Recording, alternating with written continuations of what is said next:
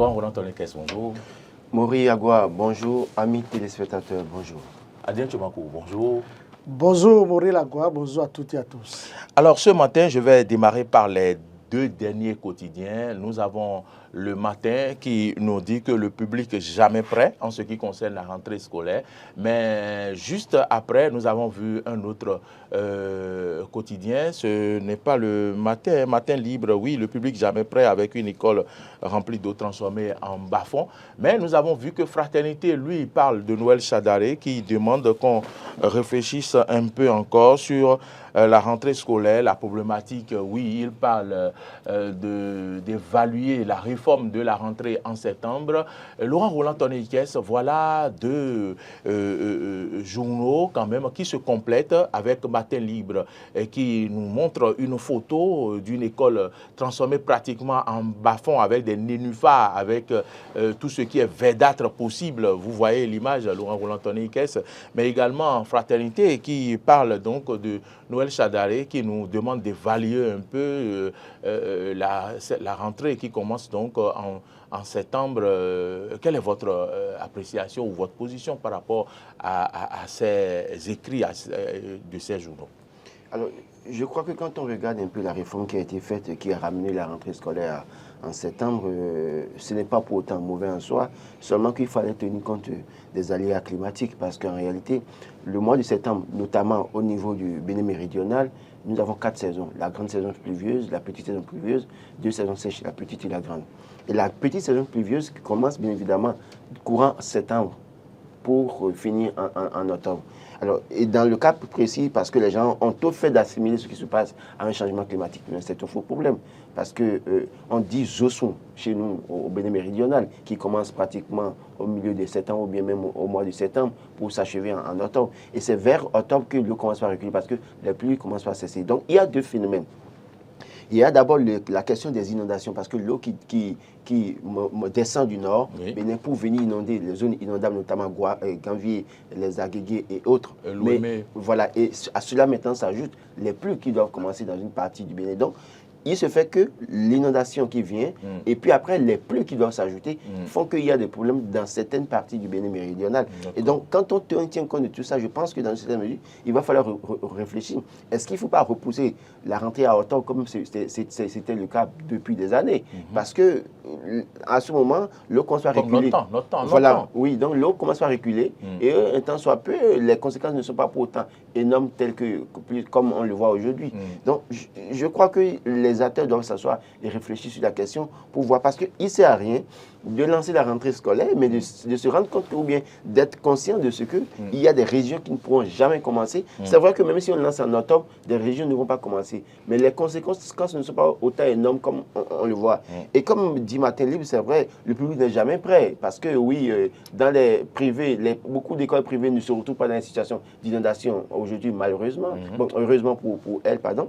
Mais pour les écoles publiques qui sont érigées dans des localités, des villages, des quartiers de ville, ces écoles sont impactés par la situation que nous dénonçons. Et donc, à la fin de l'année, qu'est-ce qui va se passer?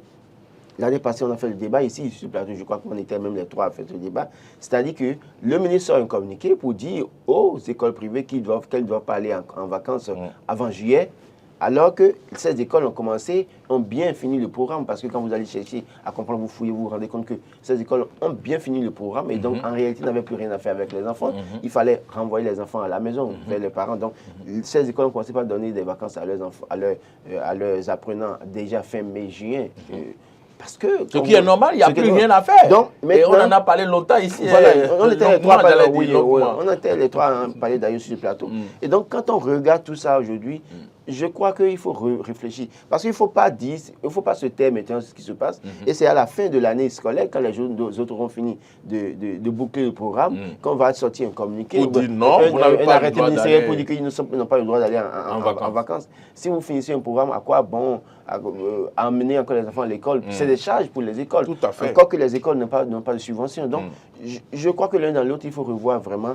Il faut encore s'asseoir parce que c'est le gouvernement avec certains acteurs qui ont décidé la date du mois de septembre pour la rentrée. Oui. Mais on peut encore s'asseoir, réfléchir pour dire qu'est-ce qu'on peut faire pour que les questions d'inondation n'impactent pas davantage le système éducatif au point où des écoles soient obligées de commencer les classes. En décembre, pourquoi? Non, oui, à fin octobre, novembre. On a encore la possibilité de réfléchir sur la question. Adrien Tchomakou, voilà la position de Laurent sur ma question. Est-ce qu'on est obligé d'aligner la date de la rentrée sur septembre comme d'autres pays de la sous-région, comme d'autres pays ailleurs? Mais également, toujours dans cette sous-région, il y a des écoles qui commencent, des pays qui commencent la rentrée en octobre. Ne devons-nous pas tenir compte des facteurs climatiques, des saisons, comme l'a dit Chadaré, pour revoir donc cette problématique du démarrage de la rentrée au Bénin? Quelle est votre position sur le sujet? Non, en fait, je partage en entièreté les explications de Laurent. Et vous savez, hier, quand le journaliste de Fraternité s'est rapproché de Noël Chadaré au CG de Bégamin, où le professeur Chadaré a donné son cours de français, il a été un peu plus clair que ça a bien commencé chez eux, mais à plusieurs endroits, puisqu'il est syndicaliste, il est le secrétaire général de la CSA Bénin. La COSI Bénin. La COSI Bénin. COSI Bénin, oui. et que là, il CSA disait... Bénin, c'est en Stella-Moussou. Tout à fait, en Stella-Moussou. Il disait qu'à plusieurs endroits, et déjà les gens l'ont appelé en tant que secrétaire général d'une grande confédération qui s'occupe, entre autres aussi, de l'éducation, que ça n'a pas commencé. Ça n'a pas commencé parce que... le public n'est jamais prêt.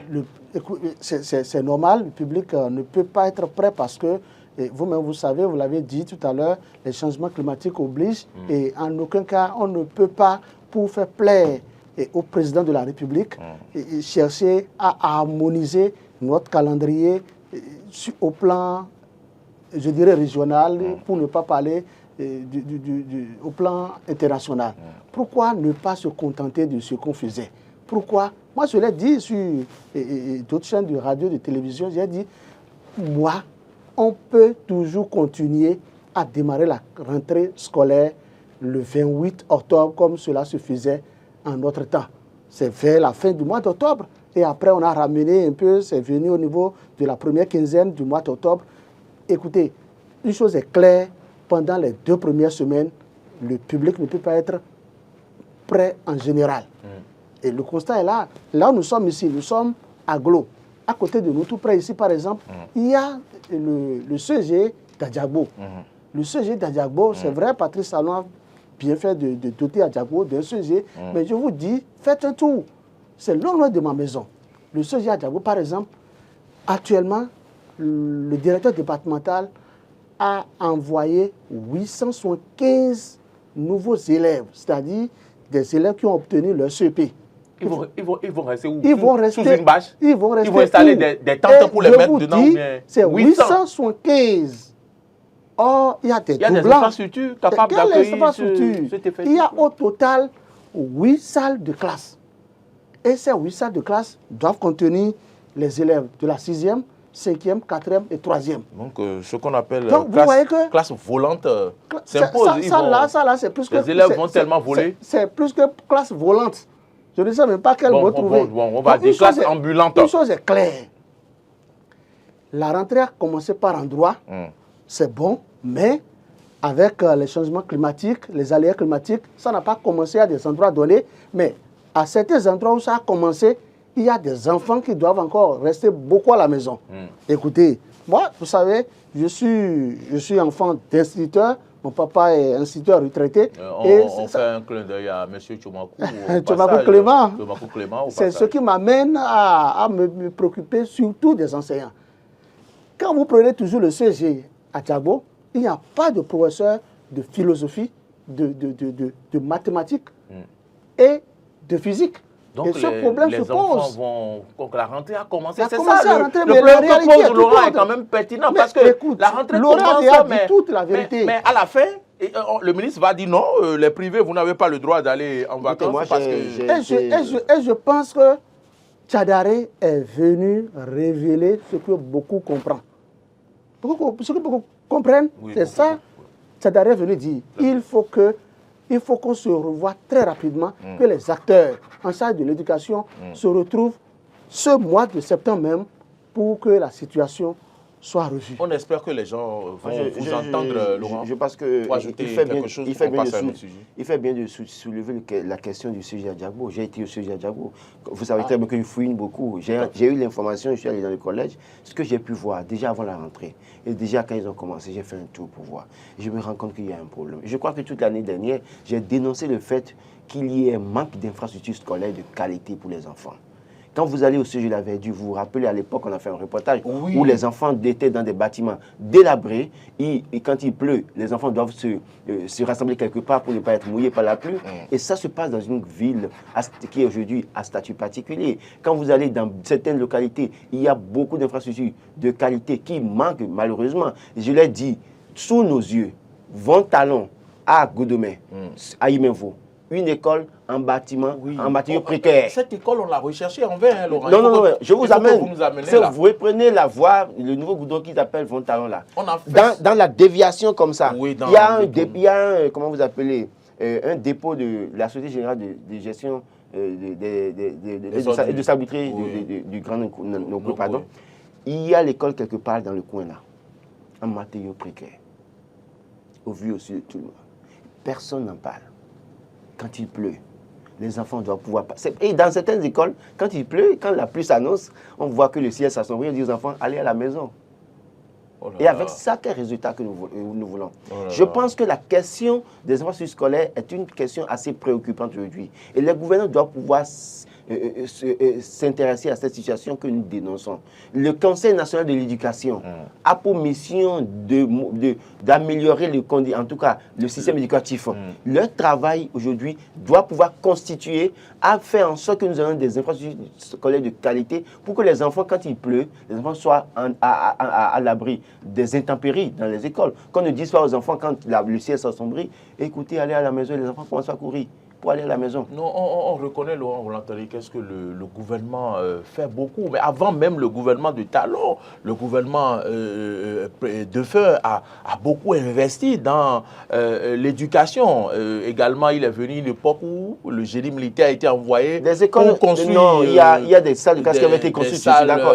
En fait, ce dont il parle, c'est que... précaire, je peux dire, non, pour pouvoir sauver... Je reconnais dans une première temps ce que fait le gouvernement. Le gouvernement fait un travail, on ne va pas dire qu'ils n'ont rien fait. Mais je dis, en termes d'infrastructures scolaires de qualité, où on construit des bâtiments, c'est très important. On peut mettre des milliards à financer un certain nombre de projets, à revoir le programme scolaire, d'accord. Mais aussi longtemps que nous n'allons pas avoir des salles de classe en bonne et due forme pour sécuriser nos enfants, c'est que tout ce qu'on a fait n'a pas de sens. C'est de ça que je parle. Oui, je suis d'accord. Je ne suis pas contre ce que vous dites, mais c'est pour dire quand même qu'on voit que le gouvernement fait beaucoup d'efforts, mais chaque fois, il y a toujours des points à relever, il y a toujours des problèmes. Comme on le dit, ça répond parfaitement à l'adage qui dit que tant qu'il reste à faire, rien n'est fait. Et effectivement, dans ce secteur éducatif, beaucoup reste à faire et à dire tu m'en cours. Oui, vous savez, après la santé et la sécurité, c'est bel et bien l'éducation. Le gouvernement a injecté plusieurs milliards dans l'éducation, mais beaucoup reste à faire. Et c'est dans cette optique que moi, personnellement, je demande aux acteurs politiques de toutes catégories, de toutes tendances confondues, que les acteurs politiques aussi accompagnent le pouvoir central dans l'éducation des enfants. En quoi faisant? C'est très important. Les politiques ne sont pas là pour construire des bâtiments. Hein. Si certains le font, c'est vraiment des œuvres. Voilà. La philanthropie. Voilà. Ils veulent le faire, ils le font. Écoutez, est-ce que si des enfants ne sont pas bien éduqués, l'avenir serait rayonnant à tout un chacun de nous? Les politiques, les acteurs politiques qui vont par exemple à la conquête du pouvoir, qui doivent voter pour eux, ce n'est-il pas ces enfants qui vont grandir, avoir 18 ans, l'âge révolu pour pouvoir aller exprimer leur suffrage universel à ces enfants? Donc c'est de ça qu'il est question. Il faut que les acteurs politiques accompagnent d'une manière ou d'une autre aussi le gouvernement en matière de l'éducation. Construire des salles de classe. Mais s'il n'y a pas l'intérêt quelque part, ils n'y vont pas, oui, les acteurs politiques. Il faut que... Écoutez, moi j'ai suivi par exemple, vous avez projeté un journal, l'Audace Info, qui a parlé de la brave dame l'actrice politique, Madame Claudine Prudencio, qui a donné un message fort. Oui, des conseils aux apprenants, aux professeurs. En matière d'éducation, c'est une dame, elle est présidente de l'UDBN. Oui, quand vous prenez le CG à Khosso-Beta, il y a 3 ans, Madame Claudine Prudencio a doté le CG à Khosso-Beta de plusieurs tables et bancs. Et ça a été médiatisé. Oui, parce que ça manquait à l'époque. Ça manquait. Vous vous rappelez, vous étiez sur ce reportage il y a quelques années. À l'époque, le directeur s'appelait Dessous Samuel. Ah, vous vous rappelez même oui, c'est Dessous Samuel. C'est quelqu'un que je connais très bien. C'est pour ça que je suis en train d'évoquer le sujet, parce que Dessous Samuel était... Elle, en tant que politique, elle l'a fait. Elle a montré plusieurs tablements. Elle a montré la bonne voie. Madame Claudine Prudencio avait montré cette bonne voie et demandé aux autres acteurs politiques de lui emboîter le pas. Ce n'est pas parce que vous êtes des acteurs politiques que vous allez vous occuper seulement des jeunes. Non, c'est d'abord les enfants. C'est très important. Et vous avez suivi son message, le message de Madame Claudine Prudencio à l'endroit des apprenants, à la veille de la rentrée scolaire et des professeurs aussi. Écoutez, c'est ça. Et je pense qu'elle est à l'écoute. Elle pourra jeter un regard d'amour à l'endroit des enfants du CG d'Adjabo. C'est très important. Il faut reconnaître quand même que cette implication de l'honorable Claudine Prudencio ne doit pas surprendre Laurent Roland Tonnerre-Ickes, parce que à l'Assemblée, membre du Parlement panafricain et de l'Assemblée parlementaire de la francophonie, je pense, elle s'est investie dans l'éducation. Elle a occupé un poste à l'éducation et à la culture. Elle était présidente de la commission. Présidente de la commission, voilà. L'éducation à l'Assemblée nationale ici déjà. Voilà, oui. Et donc, elle comprenait un peu ce qu'est le problème, ce qui constitue le problème du système éducatif aujourd'hui. C'est pour ça qu'à l'époque, déjà, elle a fait des mains pour offrir des tables et bancs au CG à Khosso-Beta, qui, à l'époque, en souffrait énormément. Et c'est pareil dans beaucoup d'écoles. Je vais vous rappeler cette école où à Adjabo, ici, où les enfants devaient s'asseoir par terre pour écrire. Et il a suffi que je balance une photo sur les réseaux sociaux pour que des bonnes volontés se penchent sur le cas de cette école de Adjabo pour donner des tables bancs à l'époque. Et il y en a même, je crois que le Lions Club avait décidé à l'époque d'offrir un bâtiment à l'école. Beaucoup de bonnes volontés. Des gens appelés de l'Italie, de la France, en voyant ce que j'ai publié automatiquement et ont décidé d'accompagner cette école. Donc, je crois que oui, tel que le dit Adrien Tchoumakou, toute personne, je ne dirais pas les acteurs politiques, parce que les acteurs politiques, parfois, pour la grande partie, ils mettent quelque chose quelque part parce qu'ils attendent quelque chose en retour. Et donc, parfois, on ne va pas tout le temps compter sur les acteurs politiques. S'il y a des acteurs politiques qui ont la bonne volonté, comme l'honorable Claudine Prudencio, libre à eux d'aller faire ce qu'ils ont envie de faire. Ils n'ont qu'à aller sauver le CG d'Adjabo. Maintenant, il y a d'autres personnes qui ont des ressources, qui sont des hommes d'affaires, qui ont des moyens, qui peuvent aller faire ce dont nous parlons, en aidant les écoles, pourquoi pas, en offrant des modules de classe, en offrant des tables bancs, en offrant le matériel didactique au personnel enseignant. C'est très important. Et la présidente, bien sûr, la présidente de l'UDBN, l'honorable Claudine Afiavi Prudencio, et présidente de la commission de l'éducation, et de la culture, de l'emploi et des affaires sociales à l'Assemblée nationale, comprend ce dont nous parlons, est sensible à ce dont nous parlons. Elle l'a déjà démontré par des faits et des actes. C'est pourquoi chaque fois, elle ne se fait pas prier pour s'inviter quand on parle de l'éducation. Par contre, à Sekandi, à Ladi, ailleurs, le problème se pose à l'école primaire, tout près ici, Laurent Roland Tonnerre-Ickes, Adrien Tchoumakou, Ménotin, l'école primaire publique de Ménotin. Si Dr Boris nous suit, il peut chercher ces images-là dans le 19 d'hier. Cette école est remplie d'eau, l'école primaire publique de Ménotin, remplie d'eau, au bord de la voie, remplie d'eau. Voilà, merci, Dr Boris, pour ta dextérité. C'est la preuve que nous sommes à l'école primaire publique de Ménotin. C'est la preuve que la rentrée ne peut pas commencer partout. La rentrée a commencé, puisque les enfants, vaille que vaille, cette école, moi je ne raser comprends les pas. murs. Moi, je voudrais juste me poser une question. En regardant les images de cette école de Ménotin, c'est un problème qui perdure depuis des années. Nous avons des ingénieurs dans ce pays. Où ont-ils étudié et qu'ont-ils appris? Non, je suis sérieux. Ils ont On ne peut réussi pas- à mener un groupe Oui, non, mais électrogène. attention, pour le profane que je suis, il faut juste faire un remblai, monter, de sorte que, et maintenant faire un caniveau, relié avec le caniveau de dehors, et quand l'eau circule, l'eau tombe dans la maison, on donne une pente. Oui, on donne une pente. La maison est cimentée, l'eau tombe dans la maison, ça circule dans le caniveau. Ça ruisselle et ça rentre. Ça ressort par le caniveau du dehors et ça s'en va.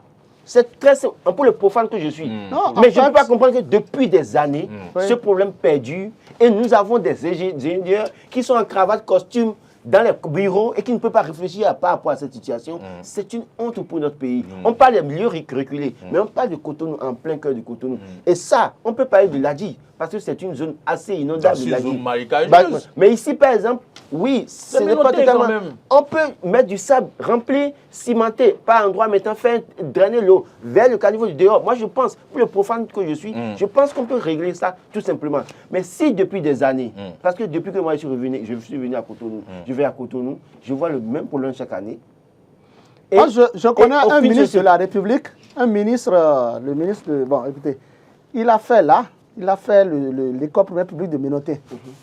oui. Il est très jeune, vous le connaissez plus que moi. Et il aurait pu faire parler son cœur. Ah oui? Parce que c'est son Je école. pense en que tant quand ça a politique. été médiatisé maintenant, il doit voir ça. En tout cas, Non, il sera informé. s'il voit qu'il n'a pas l'esprit de... S'il n'est pas généreux. S'il n'est pas... c'est pas... Hein, Sensible. Non, il va- S'il n'est pas sensible, il- il fera rien. il est sensible. Il fera Ah, rien. bien. Attention, Il il fera fera bien. bien. Bon, s'il veut montrer sa sensibilité, alors qu'il nous contacte pour que nous Ils sont puissions. nombreux, ils sont nombreux à voir les choses. Ils vont dans leur village, ils voient des choses. Ils ne sont pas sensibles. Mais ils ne font rien. Leur problème, c'est que quand ils sont dans leur 4x4 en haut, là, devant les choses, eux, ils ne voient pas ce qui se passe. Mais C'est après, comme si c'est le on quitte 4x4. Oui, oui. On quitte Vite le fait, gazon bien. aussi s'en va. Oui. Bref, on va passer à un autre sujet. Maintenant, nous allons donc parler de cette descente effectuée par la société de contrôle qui a donc épinglé une fois encore les stations d'essence qui font du trucage. Comment je vais vous dire, c'est criminel. Adrien Tchomako à la limite. Non, vous voyez comment nous souffrons avant d'avoir 5 000 francs pour payer du carburant dans nos véhicules. Et comment des stations-service peuvent truquer les pompes. Et donc ce que les populations disent et on pense que c'est des rumeurs, c'est vrai. On nous vend du vent, d'autres disent on nous vend de lait, on nous vend de trucs. Ça veut dire que quand même certains ont raison. Vous savez, il n'y a jamais de fumée sans feu. Si le Berinois ne voit pas quelque chose, il ne peut jamais en rajouter. C'est vrai, on peut vous parler de diffamation, mais dites-vous toujours qu'il y a une vérité là. C'est la vérité, vous voyez. Ce que vous venez de projeter Et ça fait la deuxième descente, descente de cette même année. de l'agence en charge de la météorologie. Écoutez, comment comprendre, vous savez que le carburant est déjà cher. Le carburant coûte cher, bien que le gouvernement subventionne le carburant. Normalement, ces promoteurs, on devait les fesser. On Pas les même fesse fesser, honnêtement. ils doivent maintenant, je pense que, écoutez, il y a aussi quelque chose qu'il faut dire.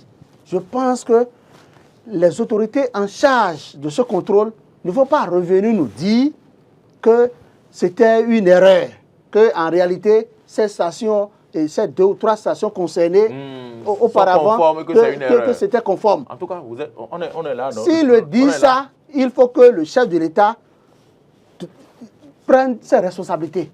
Parce que c'est inadmissible ce qui s'est passé avant. Après, on est revenu nous dire que non, que c'était une erreur. Ah bon? Oui, Je n'étais vous n'avez pas au courant. suivi? Non, je n'étais Ah pas non, au courant. non, non. C'est vrai? Pour le cas de Godovin. Oui, que pour le cas de Godemain, en tout cas, il y a une station-service. Que la station n'était pas pour autant On a dit incriminée. que c'était l'erreur de l'agence en charge de la météorologie. Oui.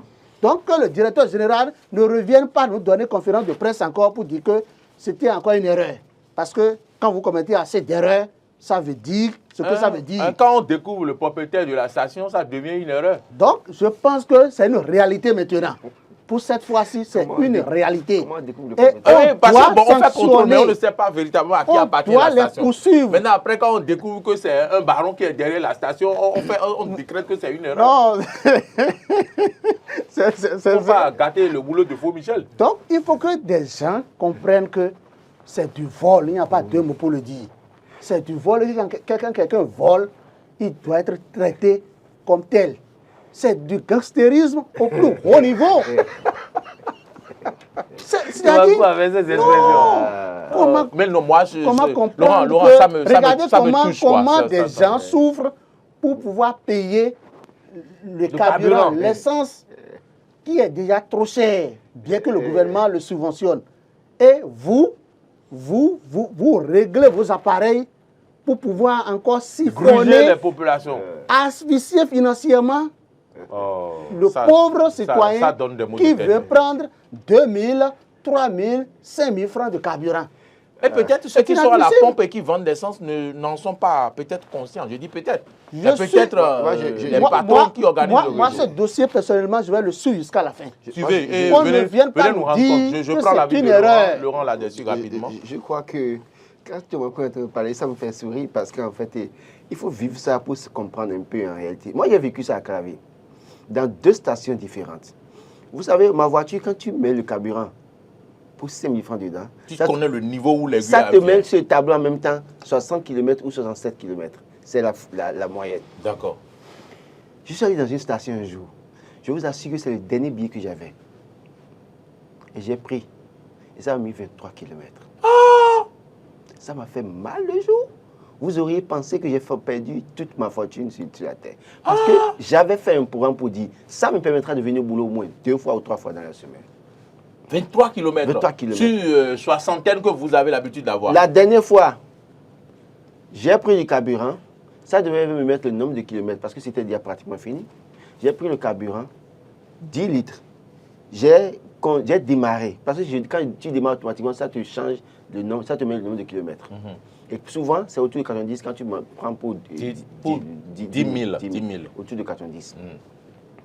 J'ai démarré. Ça fait j'ai fait 1 km, le tableau n'a pas changé. J'ai fait 1 km, le tableau n'a pas changé. 2 km, le tableau n'a pas changé. Comment ça? Et l'aiguille n'a pratiquement pas bougé.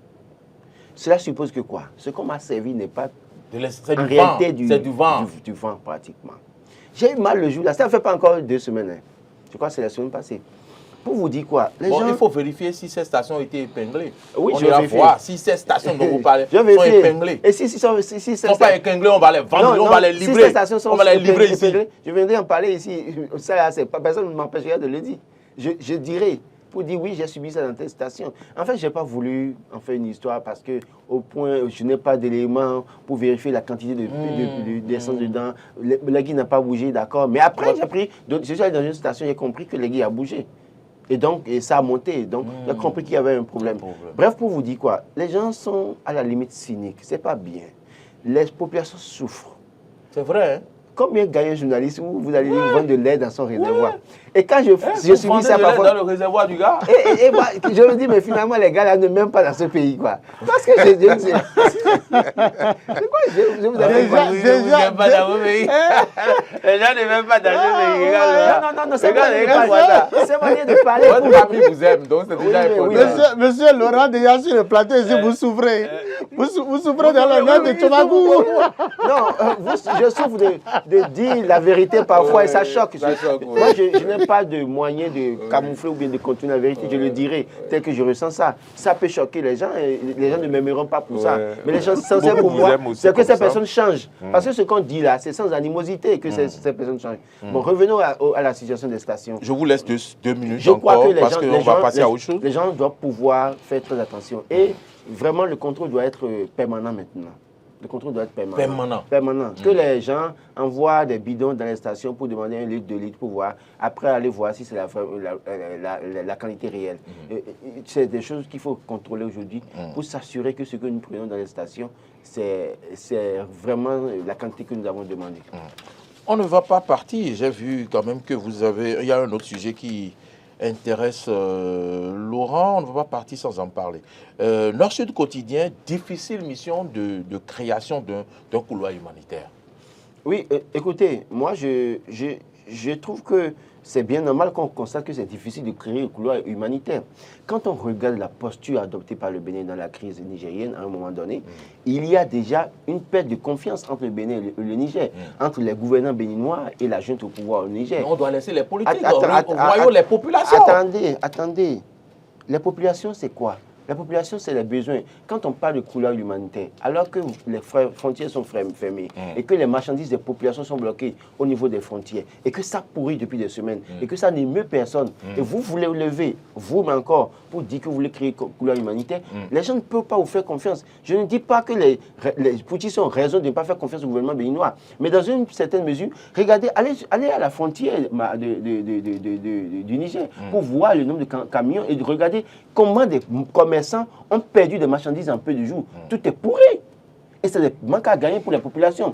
Mais pendant ce temps, vous avez dit que vous voulez créer un couloir humanitaire. D'autres pays ont créé des couloirs humanitaires et vont dans le pays pour donner de l'aide aux Nigériens. Mais la posture que le Bénin a adoptée dans un premier temps fait qu'il y a une crise de confiance. Mais, comment... et là, dans ces conditions, ce n'est pas aussi évident, facile que les Nigériens acceptent. Mais écoutez, quand vous fermez la frontière, moi j'ai un frère au Niger qui m'a expliqué que quand les gens disent que passer par le Togo pour aller au Niger, c'est énorme pour les Nigériens, c'est un faux problème.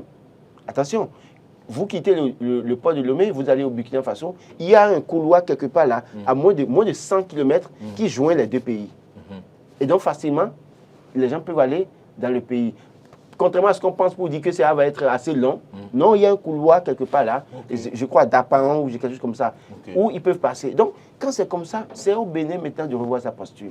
Si le Bénin décide d'ouvrir les frontières, ou bien de ne serait-ce que permettre aux camions qui sont bloqués au niveau des frontières d'aller dans le pays, les gens se sentiront davantage en confiance et pourront leur permettre d'envoyer de l'aide humanitaire aux populations. Mais aussi longtemps que vous allez fermer les frontières, mais que vous voulez passer derrière pour dire que vous voulez créer un couloir humanitaire, les gens sont en droit d'avoir des craintes pour dire nous ne voulons pas parce que vous ne nous rassurez pas. C'est le nombre des choses. Vous me combattez, en tout cas, vous ne nous reconnaissez pas. Voilà, parce que quand je reprends les mots du porte-parole du gouvernement il y a quelques jours, ils ne reconnaissent pas la junte au pouvoir. Ils reconnaissent que le pouvoir de Bazoum. Mais dans le même temps, le même gouvernement demande à la junte au pouvoir d'ouvrir, en tout cas, de créer un couloir humanitaire. Finalement, de quoi nous parlons? Je crois qu'il y a un paradoxe dans tout ce qui se passe. Adjoint Chevankou, voilà la situation. Quand même, la population nigérienne a besoin d'aide, elle a besoin de secours, aide humanitaire, couloir humanitaire. Mais précédemment, il y a des couacs. Oui, il y a des couacs, mais les couacs sont dus à quoi? C'est ce qu'il faut comprendre. En réalité... Devons-nous encore revenir sur les couacs ou nous non, devons réfléchir à trouver des solutions pour aller à l'aide des populations? Parce écoutez, que la solution, si les populations meurent, qui la junte va diriger? Les populations ne peuvent pas mourir. Et je pense que la junte doit faciliter le travail au gouvernement béninois. C'est-à-dire la junte doit ouvrir ses barrages.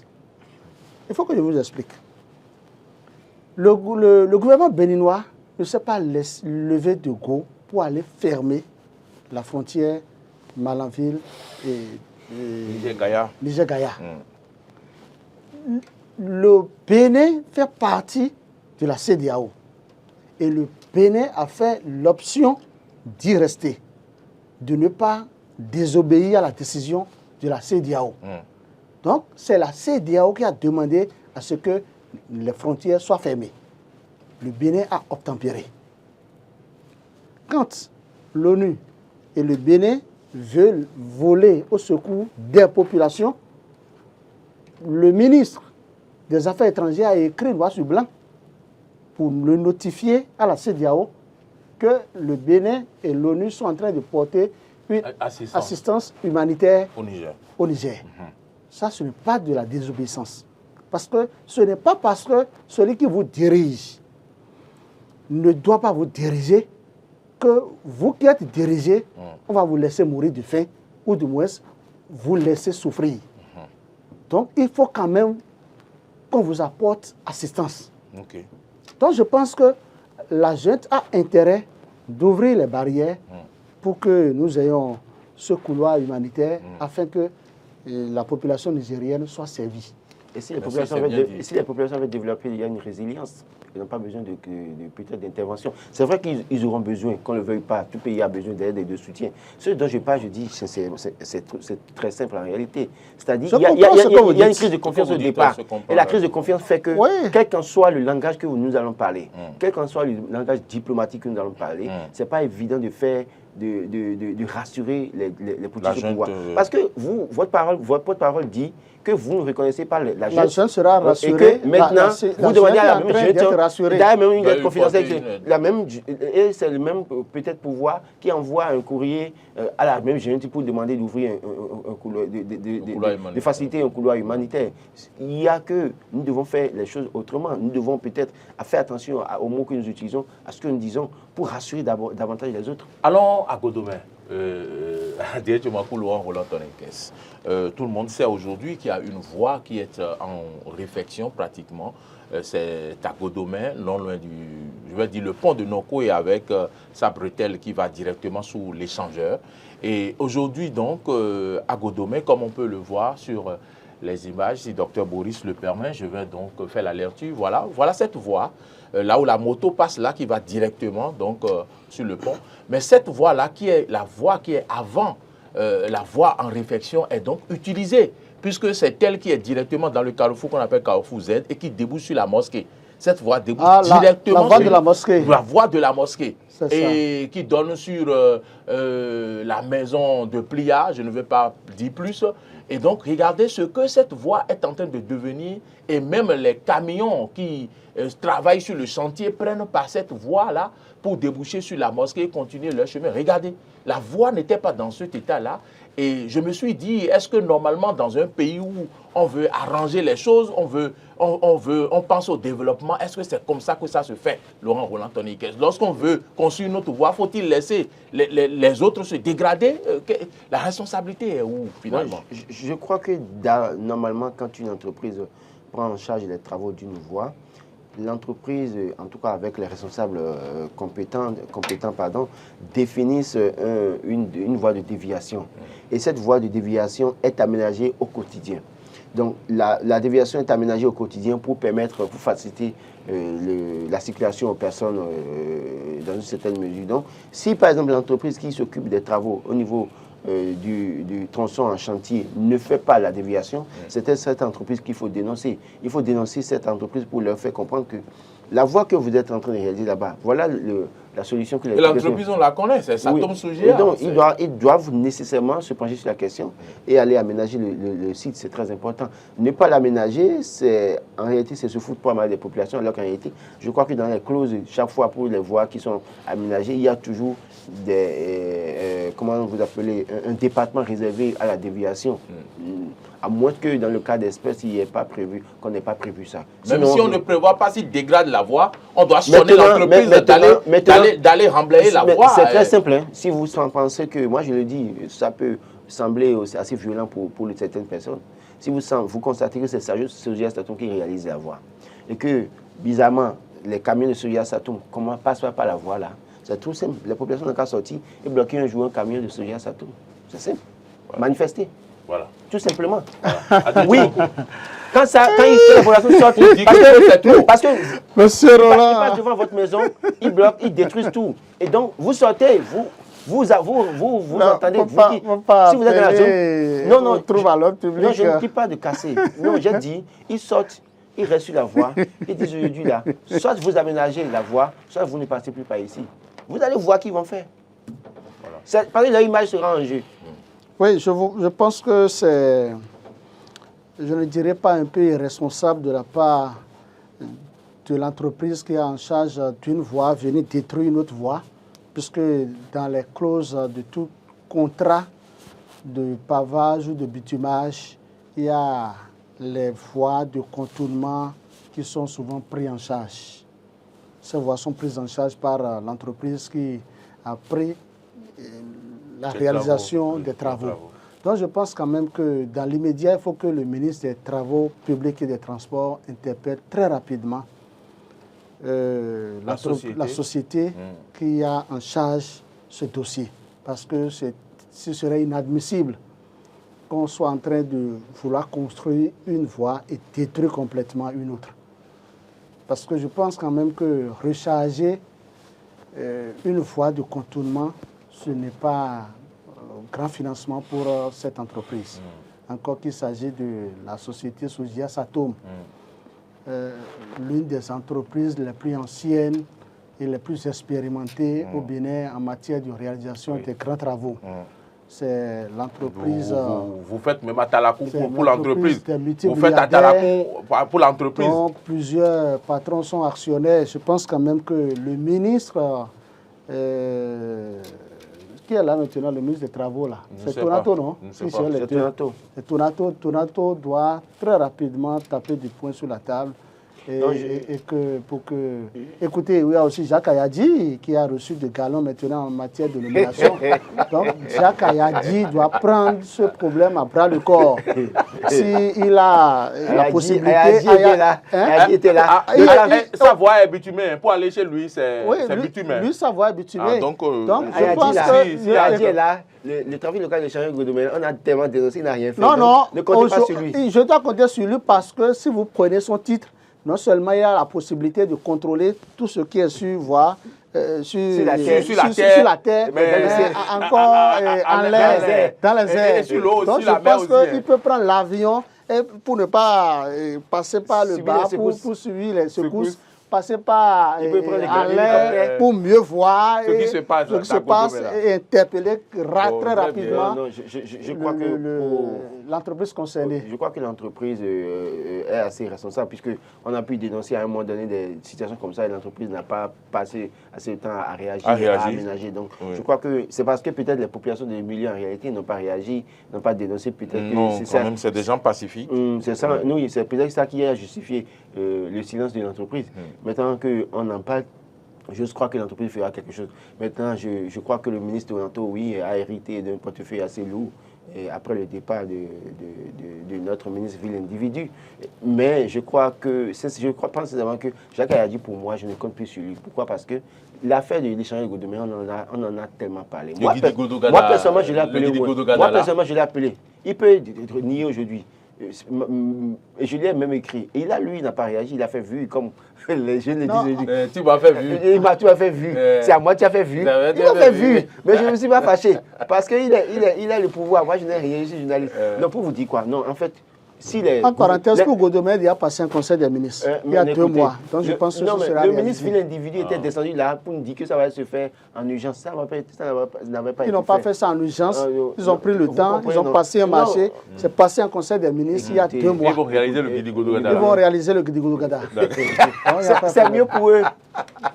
Mesdames et messieurs, voilà, nous sommes au terme de cette analyse et les commentaires de mes analyses politiques.